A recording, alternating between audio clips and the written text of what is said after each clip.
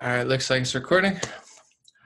What's going on? This is the first episode of Make America Debate Again. I'm here with the wild, wacky, and wonderful Jared Beck. I don't know why I said that. I think that's West Virginia's slogan, but I just wanted to hype it up.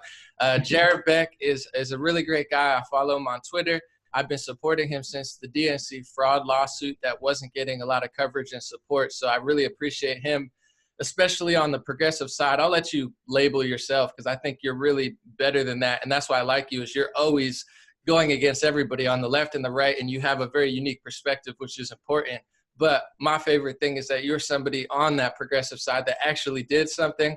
There's a lot of talkers and a lot of people who complain and even yell at you, yell at me, Jared, blah, blah, blah. But I'm like, man, you guys can't hate on Jared so much because he actually did something. So it's like, I appreciate what you brought to the table. I'll let you say a word about yourself too, but thank you for being here on Make America Debate Again. Yes, sir. Yeah, no, thanks for having me, Anomaly. I mean, this is just a great idea, I think, the concept of Make America Debate Again, which is, let's try to have face-to-face discussions with people who we don't necessarily agree with, or we have issues with ideologically, or we think we have issues with ideologically, because, how are we going to find common ground in this country? Okay, Absolutely. We're not going to do it by screaming at each other. We're not going to be doing it by calling each other names. There's a lot of that going on right now. I'm certainly guilty of that. But I think it's because our country is going through a crisis. And we all are. It's okay. It's not just you. We all go through it. Right. I mean, that's the thing. I don't think it's a stretch to say that our country is in a state of civil war right now. That's my personal belief, and we can get into that. I don't really characterize myself as a progressive anymore, because I think the idea of being a progressive, given what we know about society at this point in time, is actually, it may be a meaningless term in some ways. And it also may be a very dangerous position to hold. And I say that because what opened my eyes in the course of litigating the DNC fraud lawsuit, and we've been representing the plaintiffs in that case since July of 2016. So, it's over 2 years now that we've been on this very, very strange journey. And me personally, I've learned a lot of things that, when I look back on my belief system, even just, 2, 3, 5 years ago, it's really changed quite a bit. Absolutely. And I think, to me, this sort of shakes up the old paradigms that we've been taught or we've absorbed as framing our political reality, whether you think of it as, left, right, liberal, conservative, Democrat, Republican. Part of my sort of a transformation of my beliefs has also really transformed how I think about what those categories mean. And I'll be happy to get into that. But I say that I don't really consider myself a progressive anymore because, number one, before you can really, to me, what progressivism has always meant is sort of a certain set of policy preferences vis-a-vis the government. In other words, progressives focus on certain issues that they think society could do better at, and then they try to make those into policies. Now, this isn't obviously going to be everybody's definition of progressive, but it's always the one I've had. And typically those policies are, they're sort of the things I like to think of as the things that Bernie Sanders really focused on at the height of his presidential campaign.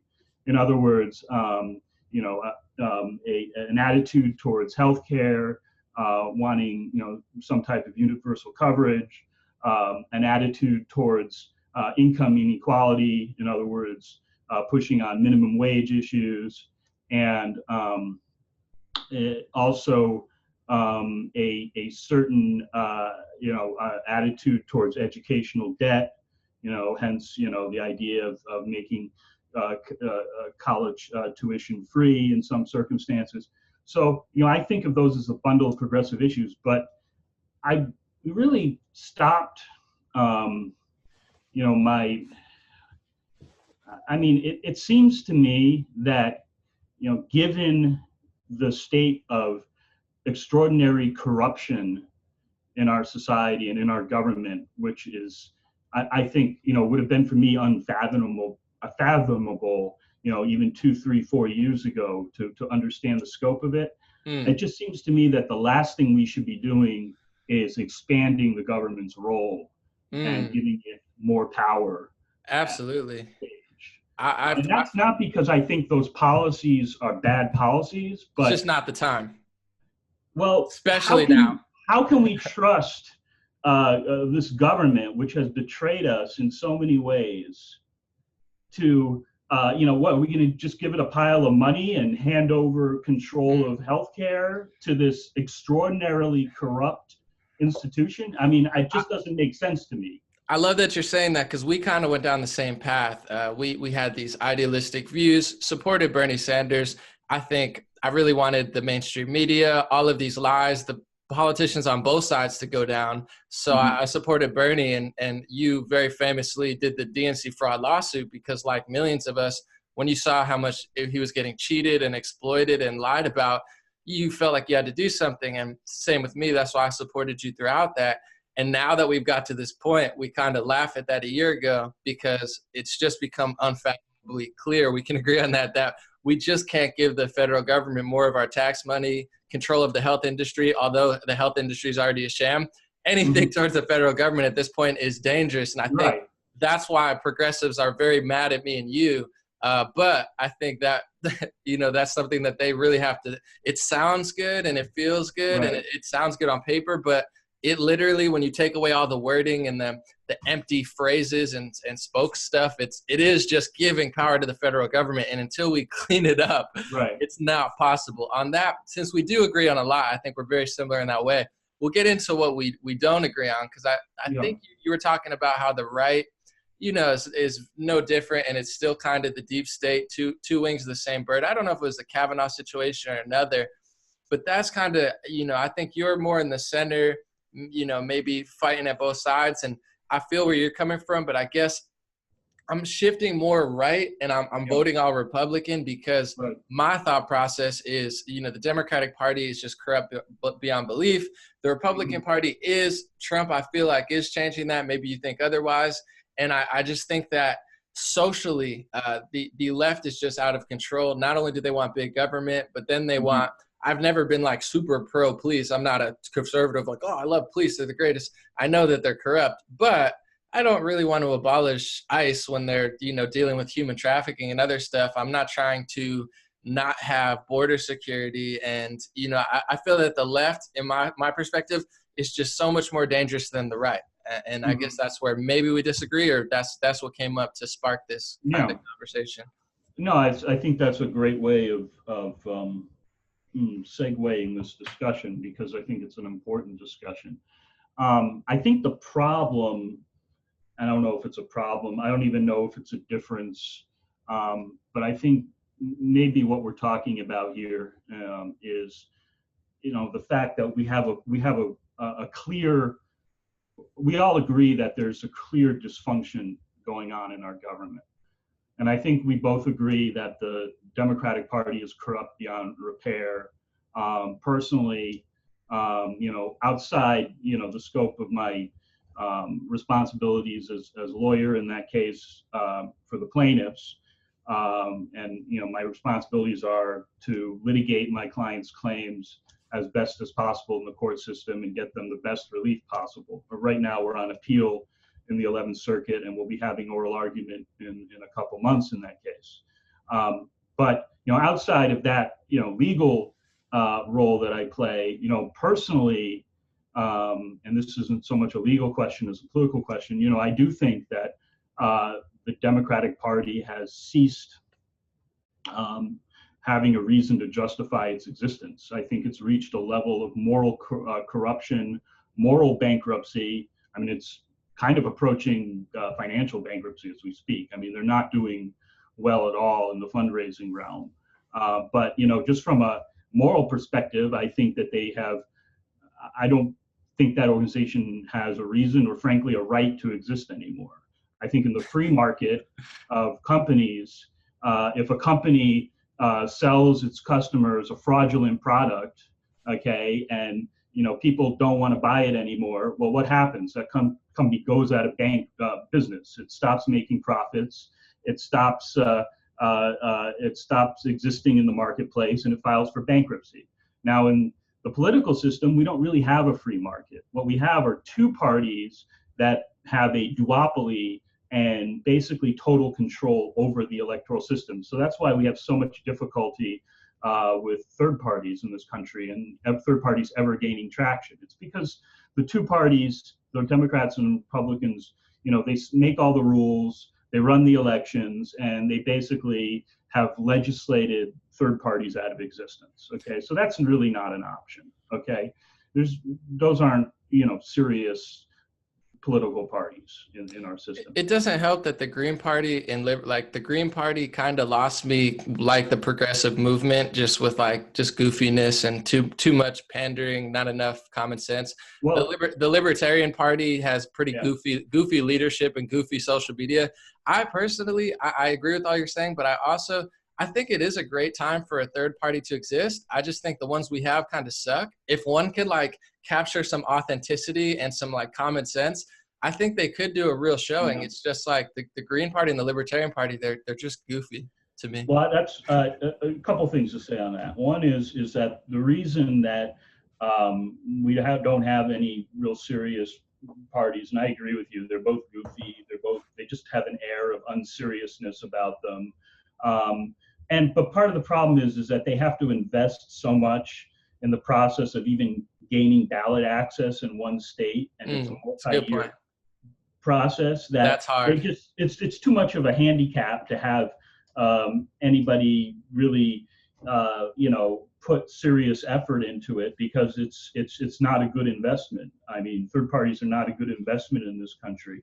I gave, after the Bernie Sanders, sold out to Hillary Clinton, I gave, I was I was on tilt, man. I was just so, upset. But I reached into my pocket and I gave a lot of money to the Green Party. I voted for Jill Stein. I'm in the same basket. I voted for Jill Stein. I gave a lot of money to them because I just was so pissed. And I know that the Green Party got a lot of money, but what have they done with that money? Have they built up an infrastructure? I mean, it just seems to me it's mostly like Jill Stein on Twitter. I mean, I don't see a lot of great. I mean, they had a lot of money. They wasted, the funds on that stupid recount. That was weird. Challenge. I mean, they got a lot of money for that. So, that kind of pisses me off. I mean, I see graft going on there. I see, money, pouring into a movement, without any accountability or any, visible sign that the Green Party has gained traction. I mean, they could have really gained traction in 2016. Unfortunately, Bernie Sanders didn't want to do the right thing and run as an independent, and just, or run as on the Green Party, and he was offered that chance. I think that would have really shaken things up, but I don't think and it's hard for a lot of people to admit, but I think me and you are over it. I don't think Bernie Sanders was who we thought he was. I don't he presented himself like that. And people always say to me, how'd you like Bernie Sanders? I was like, to be honest, it wasn't really the policies. They sound cool. Yeah. Some of them I knew didn't make economic sense, but I'm such a, the two-party system, the war system, all of that stuff. I was like, man, we got to get rid of it. So if we're going to I'm going to roll the dice with him, just like people rolled the dice with Trump. And I guess, what do you think about the Republican Party? Because I think that's where we maybe disagree the most. I've never been a supporter of the Republican. I still think a lot of them are not great. I like Rand Paul, a few others. I like Trump. Like my song, I've made a song, I like Trump. But I really do think Trump is the real deal. I don't think he's the deep state. I think he has the ability to make the Republican Party the party of the people, and even the real liberal party. What do you think about that? You think it's still a two-party system that's controlled, or you think do they have your support? let me give you a sort of a broad thought of, like, from a political science perspective, that is sort of, even before getting to the question of the Republican Party specifically. Let's say that the Democrats are headed for bankruptcy. Let's say that they have, like, just totally, they're like playing the fool right now. Everybody know, I mean, they're just, I mean, anybody with an ounce of sense are like, what is wrong with these people? I mean, they're making a mockery of themselves. They're just gonna, I mean, this is a real possibility.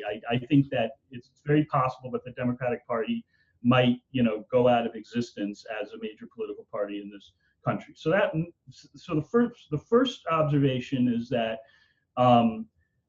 at that point, the Republican Party doesn't so much become a choice, a political choice, as much as the one party that controls the U.S.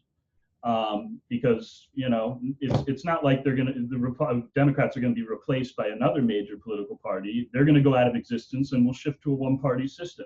And part of me is cool with that possibility, actually, because one reason is that, okay, I don't think we are a democracy. Okay, I don't think this country can be called a democracy anymore. I think we are an oligarchy. An oligarchy is a very specific political type of regime that nobody is going to, like, teach American kids in schools that, hey, you live in an oligarchy. I mean, they're not going to ever give the real, political truth through our education system. But I believe we've been an oligarchy for some time. I really do believe. You used the term deep state. I believe that, when we understand what exactly the oligarchy is in the U.S., it's the deep state. It's a network of very, very, powerful people in government, military, corporations, media, who over time have amassed and developed this extraordinarily powerful network, interlocking networks of power that allow, a few people to basically make the decisions for this country.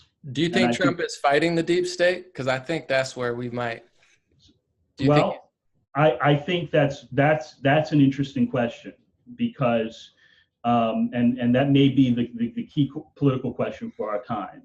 Okay, first of all, the question may be, I think there's a prior question. Before you get to, is Trump fighting the deep state, you have to ask, is fighting the deep state possible?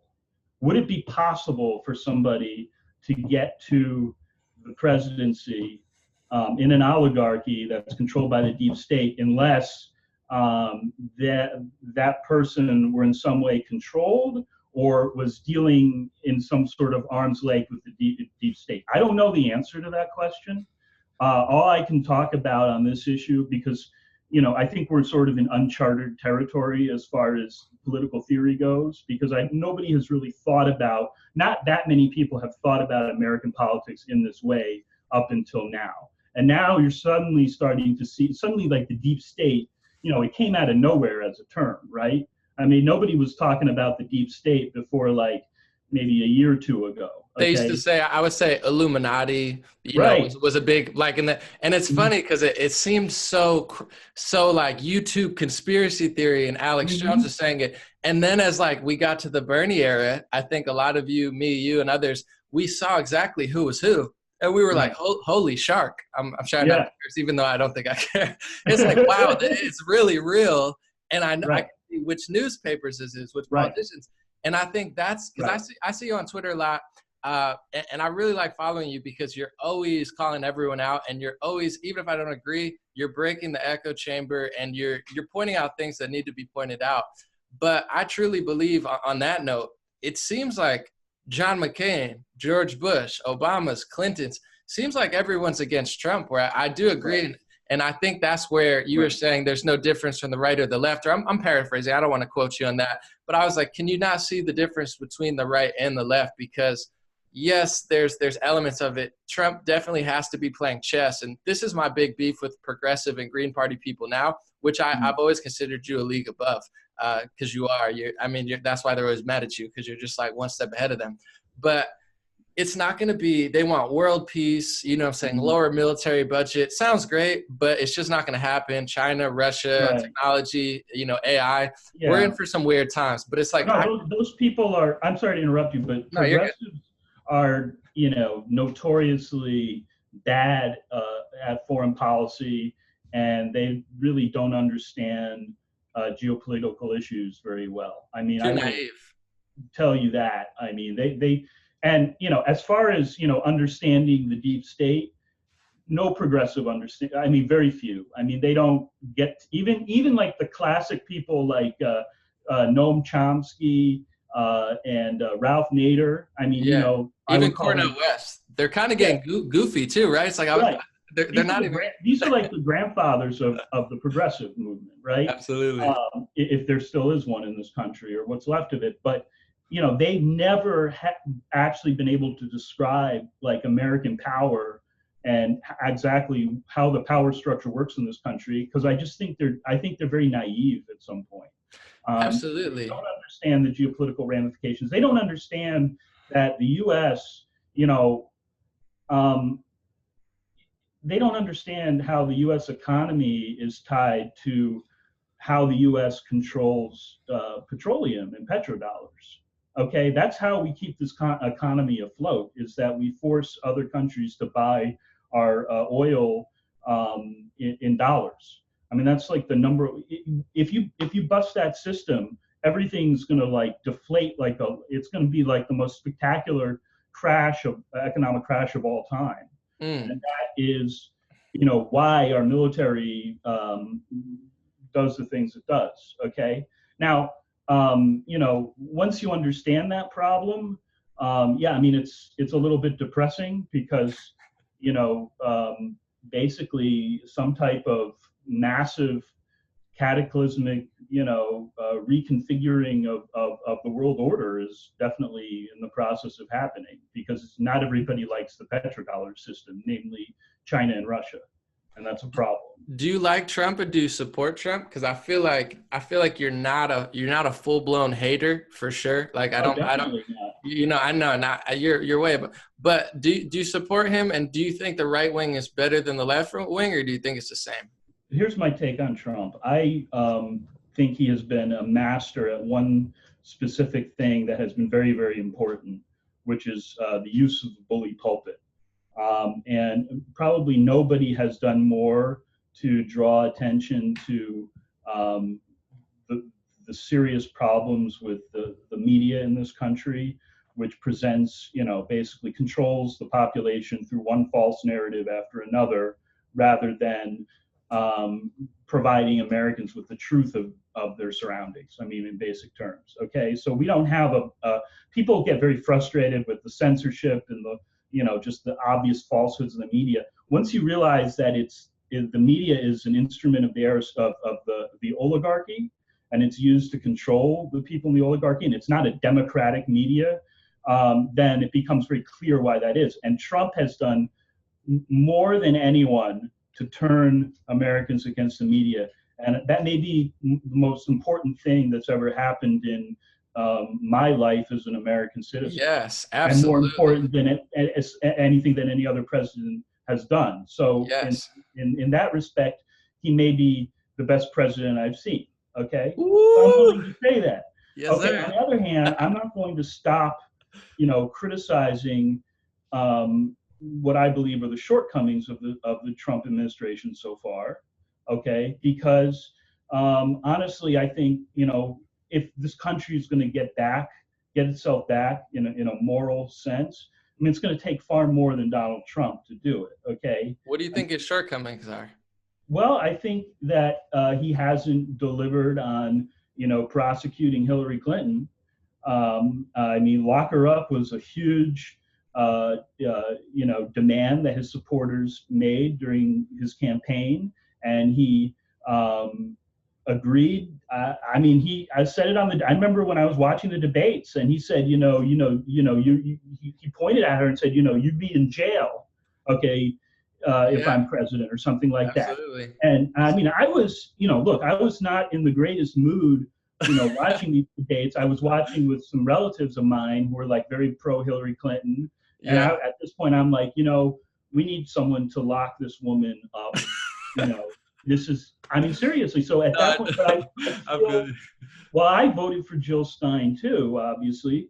But I was very much happy to see him win.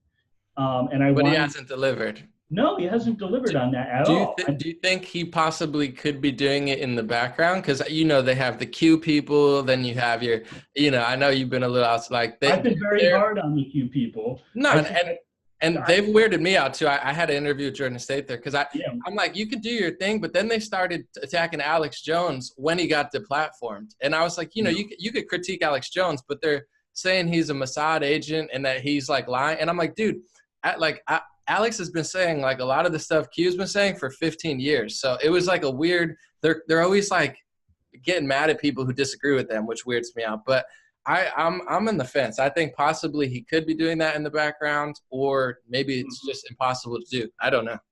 Well, I've been very hard on the Q people, and the reason for that is, as a lawyer, I've been practicing law for, a while now. I like to consider myself familiar with how the legal system works. I mean, what they're suggesting basically is that the country has.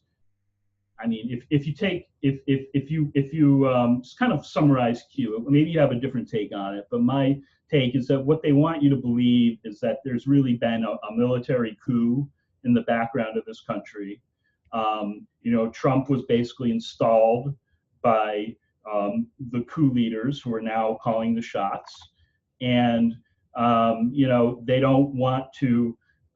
Publicly declare themselves and, roll tanks down the street and say we're in charge now, because number one, that would freak a lot of people out.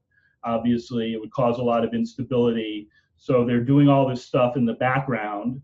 Sealed indictments, is that a thing law-wise? Can you do that? Sure, there are sealed indictments. I've never seen any evidence that these particular sealed indictments that they talk about, there's just no evidence that they're connected to anything other than just regular indictments. I mean, a few have been unsealed. A number have been unsealed. I mean, I look at them and they're like small potatoes kind of stuff, Yeah. They're not. I mean, I'm skeptical, but I just want to see proof. Right. Well, I would love to see proof of that. I mean, I would be very concerned okay. Here's the problem. I have a problem with Q on a number of fronts, other than just the fact that it's proof, and a lot of it is like decoding, messages, and I just don't think, I'm not really. Also, there's been some really good reporting on Q, which shows that there was a Trump campaign official in Massachusetts who started it. I mean, to me, it has more of the smell of a psyop than anything else. But even putting that all aside, and let's just take Q at face value. Let's assume what Q is saying is true. Okay. The problem with that is that now you've basically subverted the entire legal system, and you're trying people in like a military tribunal in secret, and you may have justifications for doing that, but now we're like, okay, I guess the U.S. is a military dictatorship. Are people really cool with that? I don't know if I would be cool with that, like having a bunch of people in secret, like, doing sealed indictments. That sounds like a pretty oppressive society to live in. Yeah, I'm up for grabs. One, I think they do a lot of good research. My kind of beef with it, not really beef, is that it's research that's been done, and they're attacking people who've done that research for 10 years. So it's like there is valid information there, and it's a whole research team. I just don't like when they weaponize it. Two, to take down this many people, maybe it would have to be done in private. I don't like the idea of like a military coup. But when you're talking about these many powerful people with this much power, if you did it in the open, they might do something. Although I don't know what more they could really do. They've kind of done everything weird. But what else do you not like about Trump? So there's he didn't lock her up. What else do you think? I mean, and the right wing, because I'm like, right. Me, you've seen what I said. I'm going all Republican on the ballot, and I think that's what we were kind of like disagreeing. Because I just think the left wing socially is a threat. They don't believe in free speech. They're racist and sexist, but they think they're fighting racism and sexism. They want to riot, scream, cry. They want to ruin every conversation. with Kavanaugh, the conversation should have been about privacy, Fourth Amendment, the Patriot Act, but instead it was a 4-week, screaming fest that amounted to nothing. So I just see the right wing is so much better, and Trump is so much better than the left wing. And it's like I see Trump. What else do you not like about Trump? And do you feel the same, or do you disagree? Well, here's the thing. What I don't like is basically more the same. It has to do with the fact that I believe what we were promised by Trump when he promised not only to lock her up but to drain the swamp was a wholesale cleaning out of government. And the FBI, the corruption of the FBI, I mean, he's exposed that, I think, very well. I think people are very, very unhappy with the FBI. But the question is, what are we going to do about it? I mean, when you have an institution that corrupt, which has played such a dominant role in American politics for so long, and you come to the conclusion that it's extraordinarily corrupt, but then you don't do anything to clean it out, I mean, you're basically not solving an extraordinary social problem. You may be pointing out the problem, but you're not really doing anything to stop it. So just you don't think he shifted it at all, firing the leader, getting a bunch of head people fired, and basically having. No, I don't think so, because this is an organization of tens of thousands. I think it would take like a whole. I personally think the FBI can't be reformed other than by dissolving it and starting a whole new, federal enforcement. I mean, this is a institution that goes back to the 60s. They were involved in the assassination of JFK. They were involved in the assassination of Martin Luther King. I mean, it's an organization based on corruption, and I think the whole Russia investigation, which is still going on and hangs over this entire country, just like in this just nasty stench. Okay, this concept that the Russians, and it's. I mean, we sort of took a break from it with Kavanaugh, for a couple of weeks, but I'm sure we'll get back to that, and it's going to be part of these midterms, and the Democrats are going to try to. I mean, I think they have definitely a chance of getting the House, and they're going to try to start impeachment proceedings against Trump on this basis of this investigation, which should have never be allowed to go on. Why is he continuing? I mean, just today, he has, he's saying he has a great relationship with Rosenstein. He's keeping him on board, not going to fire him. Why doesn't he fire all of these, clear DC insiders who are all part of holding up this rotten edifice? I realize he's in the middle of it. I think he's done a great job using the bully pulpit. But when it comes to actually confronting the deep state and firing people, he hasn't done it, in the way that needs to be done to really clean up just the nasty corruption. That's my problem with it. I think perhaps it would be impossible for him to do this. I feel what you're saying, and I think this is where maybe we see differently. But I'm also pretty open, and I think you are too. I don't know, and I think this is something that people do on the progressive left a lot. And I'm not saying you're that, but similar kind of thought process where people want him to really solve the entire thing. They want him to stop all the wars, where it's like, to me, it's a total chess game. Unfortunately, I wish he was like God and could just like zap all the evil out of it. I wish with all my heart and soul. But it's like when you're one guy and you're stepping into the Republican Party, which doesn't even want you to be there. They never wanted you to win. And the top Republican leaders are lobbying against you, flying out to Syria, trying to like rally troops against you, literally. The Democratic Party doesn't like you. The media doesn't like you. The Rothschilds don't like you. The Koch brothers don't even like you. It's like no one really likes Trump as far as the political elites. I just don't know. Like you said, it's impossible.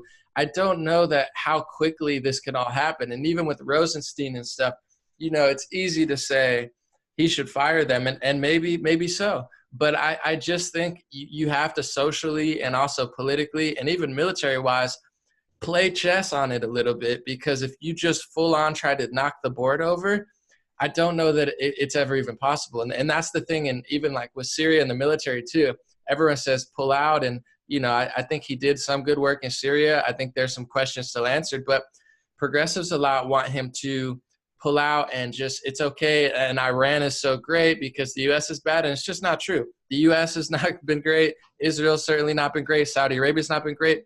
But to assume that to assume that Iran and Russia are just really, really great, it's just goofy to me. So it's like overall, I don't know. I think people's expectations for Trump, and I'm not saying to not pressure him, and it takes people standing up for him to do the right thing sometimes, but I don't know that firing Rosenstein's the right thing if they're not finding anything, and maybe it backfires.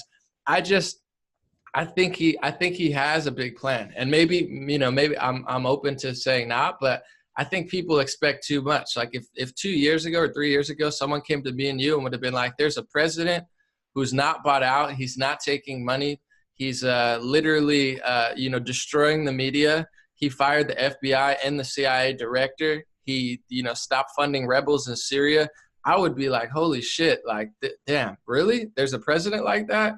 So it's like, even in this 2 years, I just, I don't know if it's realistic to really think that he could just drain the entire swamp immediately. Me personally, I think he's done such a tremendous job.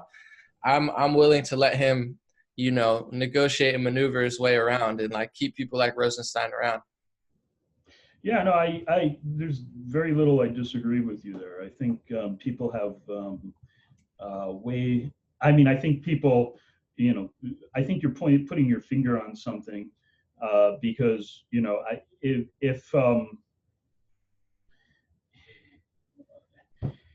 if everybody thought as you did, which is, I think, to understand, number one, the limitations, the realistic limitations on the area in which an American president can maneuver, and I totally agree with that. I think that ever since JFK was taken out by the deep state in 1963,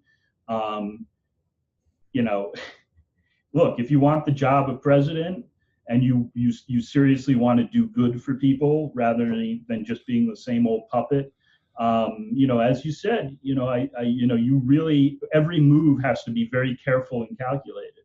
Okay. And I think that there's this image that very negative image of Trump that the media has been trying to portray for quite some time, ever since he entered his candidacy, which is that he's this kind of rash, uncalculating, ruled by emotion, says whatever is off the cuff. Actually, I can personally tell you that's not true. I mean, I spent, my wife and I litigated a number of lawsuits against Trump for several years, and we got to actually spend a lot of time with him in person, taking his deposition.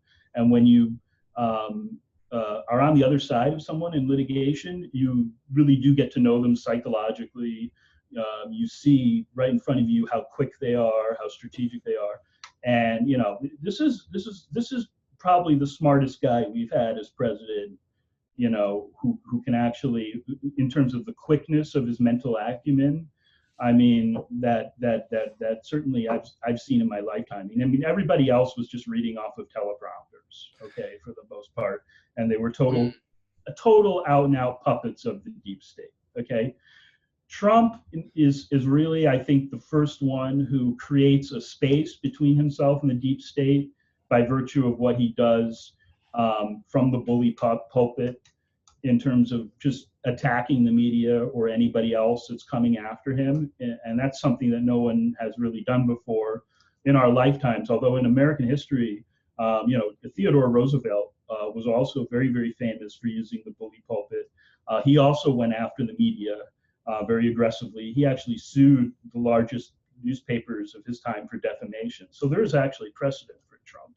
And we've had presidents like him, but just a while ago.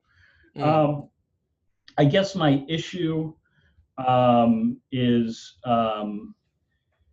some of the things that he's done affirmatively I think I agree with your line of thinking as to where he's constricted. I don't like anybody from the Bush lineage that he's brought into his administration. I mean that really comes from, and this is again something that I've just totally changed my thinking on in the past couple of years. But 9/11, and what happened on that day. I mean, I've just done a lot of thinking about it, a lot of reading about it.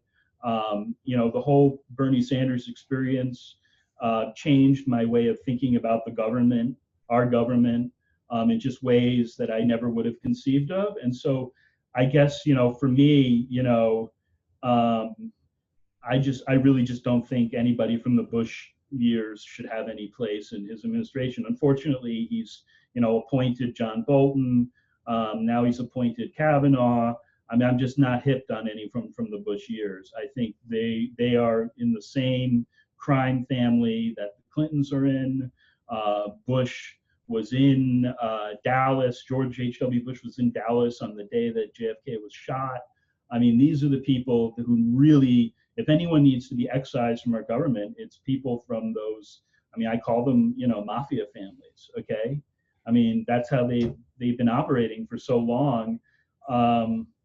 Unfortunately, maybe this is, part of, the negotiation that Trump is involved in, if you believe that he's, constantly dealing with people and negotiating with people. I mean, yeah, it would be very easy for the deep state to get rid of Trump, okay? And I think he's been walking on a thin line or a fine line ever since he got into office. I mean, they could take him out in any number of ways, and I don't mean like assassination. I mean, like Nixon was taken out in a deep state coup.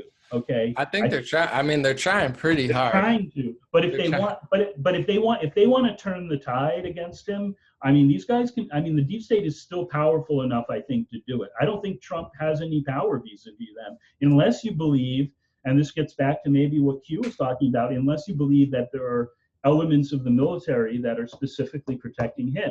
If that's the case, I mean, let me ask you the question, Anomaly. Doesn't it concern you that there could be such deep divisions in our government right now that there are like elements of the military that are protecting Trump and then other elements of the deep state that want to get rid of him? I mean, that doesn't seem like a very stable situation. Well, I definitely don't think what we're seeing is stability. So I don't think it's stability. Right. As far as what the military is doing, I mean, I'm very deeply concerned when Trump stops funding rebels in Syria and then John McCain flies out there and meets with them, and John Kerry's flying out and talking about Iran. I mean, it's right in front of our eyes that they're trying to subvert him, and there's like different branches and different politicians turning against each other when we've known during their era, they are funding both sides of the wars. Like it's mainstream publication. That's not even a theory. It's like in Reuters and stuff so it's like Trump cleans that up. They're doing other stuff. It's a huge concern. I think that there's a huge possibility that because these people have done so much, I mean, Trump has a lot more on them, and so does pretty much everybody who has two eyes and a brain. So right. I'm thinking that to avoid, them taking him out, I mean, they're trying to find him, but I think he has almost like a kill switch of just so much there. Because to me, and maybe it's not true, but I think Trump's a guy who he wanted to release the JFK files. Like a lot, he's not your guy. Like I think he knows a lot about this stuff. I think he's interested in it. I agree. I think he has it ready. When it comes to the Bush people and even like really, really corrupt Republicans, I'm in the mind frame of like, I think Trump being there totally changed the game, where these people were almost like prisoners, where it's like either you play along to these crime families or these corrupt politicians' games, or you're not there. So like now that Trump is like rough and tumbling, you see people like Lindsey Graham, acting like a rock star, where 2 years ago, Lindsey Graham's not doing anything cool ever. But it's like now you see Ted Cruz as being kind of cool, and like Newt Gingrich, like these people were not that cool. Sean Hannity, I mean, Sean Hannity, people think, I don't think Sean Hannity is great because he's trying to tell the truth. I think Trump came in, Trump started telling the truth, And then Sean Hannity's like, oh, I can do that too. So I think almost Trump, Mm-hmm. even with like ex-Bush people, I think Trump is revolutionizing the Republican Party. And this is my thought process, what I want to say to you, and more so even to like other progressives, where I think progressives, I get their beef with Trump is similar to yours in a way of like, you know, he's not doing enough with the deep state. He's appointing Bush people. He's not completely stopping the wars. He's not completely, you know, destroying the military budget or whatever. But it's like, I think people that aren't supporting Trump, and I'm not talking about forever, I'm not talking about voicing your concerns, but I think the tens of millions of progressives who are going to vote for Democratic candidates are the useful idiots that are keeping the Democratic Party alive. They're the useful idiots who are going to flip on a very corrupt politician once they say universal health care. Oh, I'm going to vote for them. Hey, free college. Oh, but that's not a threat to the Democratic Party. That gives them more power and more money. So I feel like if progressives, and I have a lot of friends who disagree with me, are in your boat or maybe even further off for sure, they're thinking, you're so crazy, you're right wing now, but I'm really not. I'm just trying to, I think you need to, like you said, let them collapse completely and then reframe, because in my personal perspective, the Republican Party is getting way better and way more clean, and the Democratic Party is getting worse. So I think even people, and I don't want to sound like a Democrat where they're like, if you don't do anything, you're the problem. Like, I'm not trying to be that guy. I hate when they say, if you're not outraged, you're the problem. It's like, all right, relax, buddy. Like, some people don't want to pay attention, and they shouldn't have to, because it's absolutely miserable sometimes. Yeah. But I do think the people that think that it's like a two-winged bird right now are wrong socially, politically, and even deep state-wise. I think if all these people that are on the fence and all these people that don't like the Bush appointees and whatnot just voted for Trump and Republicans, you would see a mass cleaning up, because there's a lot of Republicans that are coming around because of Trump. They're getting more liberal. They don't care about gay rights and stuff. That's all the big things that we didn't like about Republicans. You know, but they're ready to really fight these people. And I don't know a single Democrat, from Andrew Gillum to Bernie Sanders. They're all phony. They're all lying. They're all pandering. They're all using political correctness. They're all not going to fight the media. They're all not going to fight the Russian collusion. They're all fake. So it's like, to me, it's the people on the fence and the progressives that are really holding this country back now. And once we dissolve that, we can get back to a normal left and right. But right now, I just feel like the right is so much better. Wow, it's a lot there, man. It's a lot. You know. Listen, let me tell you something. I consider myself at this point not so interested in elections. Not so interested. I mean, I'm more concerned about the stability issues. And at the end of the day, you know, we're seeing some very, very scary forces align right now. And the longer the U.S. stays divided in terms of whether it's left, right, Democrat, Republican, but, you know, I mean, I think we can all agree that the intensity of the conflict has been heightened, that the emotion is at a stage of, you know, certainly I've never seen it like this in my lifetime. You know, I mean, people talk about the 60s. I wasn't around for that, but, you know, maybe this is even greater. I mean, maybe it's even more acute and intense because the media is so intense now. It's not just the traditional mainstream media, but, you know, social media has become just this intense forum for the expression of emotions, the expression of hatred, the expression of,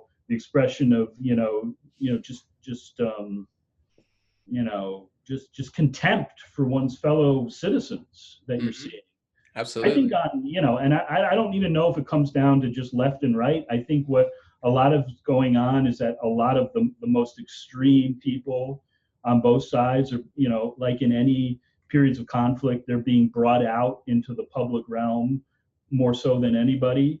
But what concerns me about all this is that the longer the U.S. stays in this state, the weaker it is, you know, on a global scale. It's not a unified country. I mean, all of this, you know, takes away from our efficiency, our ability to collaborate with each other, our ability to, you know, have, you know, a thriving society. I mean, and I don't think anybody would say that this level of conflict and confrontation is good. My concern is that there are powerful forces that have already infiltrated our society, and a lot of, and that includes foreign elements like China. Okay. Absolutely. Nobody wants to talk about China.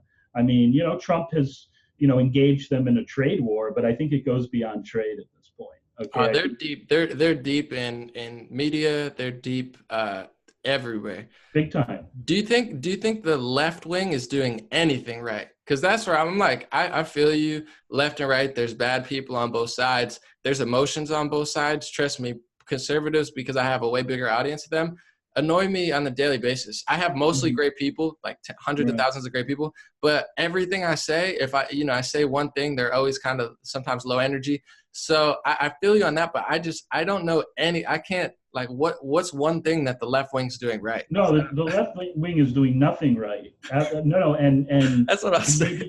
It may be going out of existence I can't even think of one thing, and I'm not even trying, but it's like, it's like almost like they ruin every discussion. Like, we could talk about on their own people. I mean, these are their most loyal supporters were the people that were, pushing for Bernie Sanders in 2016 and really trying to hold the Democratic Party accountable to its own purported principles. And they openly stomped on all those people. Yeah. I think they're desperate. I think they know that their time is limited. And I think what you're seeing is the behavior of very desperate people. Okay. And so they read every single event as somehow, an attack on them. I mean, it's like any cornered animal. You can't reason with like a cornered, bear or something. I don't know. I mean, you can't reason with them. They're cornered. They're in a state of fear. Okay. They truly fear for their extinction because they know how badly they fucked up in 2016. And that goes all the way to the very top, and the people who call the shots for the Democratic Party. They know, they're not stupid people, but I think they're out of options. So the only thing they have left to do is to thrash around. I mean, the scary thing is they may get one more chance at controlling, a branch of our government, or at least half a branch, because there's a good chance they're going to take over Congress in 2016. It's going to be interesting. I think it's going to be a red wave, but that's where I'm saying I think a lot of people have woken up. I think a lot of moderates ran right. I think a lot of liberals ran right. I think a lot of Bernie Sanders supporters ran right. But there's still a big group there. That's because it's mind control. I mean, the media operates by way of mind control. Hollywood operates by way of mind control, and they're able to mind control enough people into believing. I wish I could agree with you that like enough people have abandoned the ship so that the Democratic Party doesn't get the House. I don't think it's going to be a good thing if they get the House. It's just going to be endless impeachment proceedings. Oh my goodness, it's going to be horrible. It's going to be horrible. I mean, if you thought Kavanaugh was bad, this is just going to be the worst shit show ever in the history of American politics. Sorry, I didn't mean to use an obscenity there, but it's all good. I don't. It's going to be on podcast and YouTube, so we could actually curse. Fuck it. Okay. Okay, good deal, man. But like, what I'm saying is it's going to be, that's going to be really, really bad. I know, a lot of people are bracing for a red wave. There's a lot of people bracing for a blue wave. I don't know. From a realistic perspective, I mean, history tells you that the party that, doesn't have the presidency has a real hard time holding the House of Representatives. I mean, it almost never happens. It almost never happens. So it's a real uphill climb. Absolutely. I'm not convinced. Nobody is ever going to convince me about the integrity of our elections. So the Democrats have all the tools available to them, and in conjunction with their allies in the deep state, and there are still many of those allies in the deep state, and they are ballsy enough to get out onto the New York Times and tell everyone that they're working against Trump from the inside. Yeah, and they're all over Snapchat, Twitter. Like, they're desperately trying to get these kids out there, man. They're like, you 15, you 14, who cares? Go vote. Like, they need, you a bear? Are you even a human? It's all good. You can vote. Yeah. So I think we have to brace ourselves for some real conflict ahead. And the longer that goes on, I mean, it's the worst for this country. I mean, because we're just going to be open to more and more exploitation by countries that aren't so divided and are, just kind of plodding along. Like communist China, who is completely together because you can't really exist there, or even Russia, who it's not really cool to act like this. So I They agree. have different cultures. They have different cultures, different societies, different civilizations, and their governments are, run differently. I mean, they may be very well positioned to take advantage of us the longer we're fighting with each other. All right, so I'm going to wrap it up. I'm going to ask two more questions or give you two more things. So this was the first episode of Make America Debate Again. Hopefully you liked it. We agreed on a lot. We didn't really disagree on that much, but Jared's a very reasonable guy, and it's good kicking it off. I'm going to get some unhinged people on here later that just scream at me for the game. But I'm sure people will love this because it's very good debate or discussion. My first question is, will you be voting red in November as supporting red? Or are you going to stay in the middle? And then second, I'll just let you close out with whatever statement you would like. This is Jared Beck, lawyer, human being, American citizen, swag general. I don't know. That's how you. Well, so as your first question, I mean, I'm not participating in any more elections. Whether that's primaries or general elections. I don't know. I think I just want to focus on other things as much as possible. We have our case, the DNC fraud lawsuit that's still going strong. We're in the 11th Circuit. We have oral argument in December. I encourage people to check it out, even if you don't have any interest in what happened in 2016 to Bernie Sanders in Democratic primaries. This case has gotten a lot of information out into the public about the truth of our political institutions and specifically the Democratic Party. And the Democratic Party admitted in open court in our case that it believes it has the right to pick whoever it wants in the primaries. The will of the voters be damned. And I think that says everything people should know about the Democratic Party, which is that this is not a democratic institution. This is not a party that cares about your vote. This is not a party that really, is responsive to people who are Democrats, but it's basically an institution that serves the will of the deep state, serves the will of a few specific oligarchs, and it's a conduit between those oligarchs and our political institutions in DC, and that's all it is. And I think the quicker people see that, the quicker they will be on the quest to understanding the truth of the American political system. And this has been a lot of fun, Anomaly. I hope we can do this again sometime. Great discussion.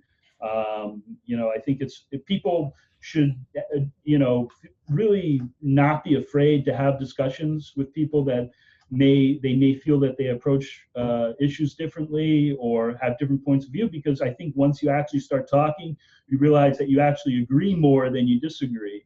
And that's the common experience that I've had throughout my life, is that when you have that face-to-face conversation and you start to actually see where people are coming from, you start to realize, hey, we actually agree more than we disagree. And maybe there's just something going on now, especially in social media, where we're not having face-to-face discussions, but we're having these, instantaneous, these, 140 character, exchanges, and that's really heightening. I don't know. Absolutely. No, 1,000%. Bad energy that's going on. But I always like it when you talk about, because I follow you on Twitter, I always like it when you talk about trying to maintain good energy and trying to really, keep people with positive energy around you. And because I think, if we're going to be constructive about all this, I mean, it all starts with the energy level. And there may be a lot of energy. It doesn't mean that energy can't be channeled positively, but it does take people, willing to take that step and put themselves out there and expose themselves, to a larger audience. And, it's, as you know, it's not fun. I mean, I have a lot of people who follow me that annoy the crap out of me all the time. And it's like, this is, you're not paying for this. Why are you heaping so much negative energy on me just let me do my thing, you don't have to agree with me. No, I see people making accounts for my brother H.A. Goodman. Not really my brother. I'm just saying that, but like brother. But they have a whole parody negative account about him just because he went the other way. I was like, man, Right. that's like a whole life dedicated to hating on him. I'm like, Right. he's not even like he's not the Pope or anything. He's making YouTube videos and this thing. People are hating, but everything you just said was spot on about social media. We all do it. All it takes is one goofy Twitter headline to trigger me right in the morning. I'm not even out of bed, and I'm like, oh, no, they didn't just say that in Manchester. I've been there. But it doesn't really matter. So it's like people don't realize that they're actually communicating with other human beings, and they don't take that into account. And I've been guilty of that. I'm very guilty of that. I mean, and we all are. Well, it's almost like a collective ailment. It's like we have to remind ourselves that even when we're on social media, we're communicating with human beings, and we've got to take that into account. At the same time, maybe the nature of the medium doesn't allow us to take that into account. I mean, I don't know. We could have a whole segment on that. No, you're 1,000% right. But the first step, I think, is the self-awareness and acknowledgement that we're in this weird text virtual reality world that's semi-entertaining us and really fun, semi-driving us all insane. Yeah. This has been a Make America Debate Again with my brother Jared Beck. Thank you so much for being here. God bless you, and we'll definitely have to do something again. Until then, I'll be talking to you on Twitter and not yelling at you like other people. All right. We'll see you on Twitter, man. All right. Take care, brother.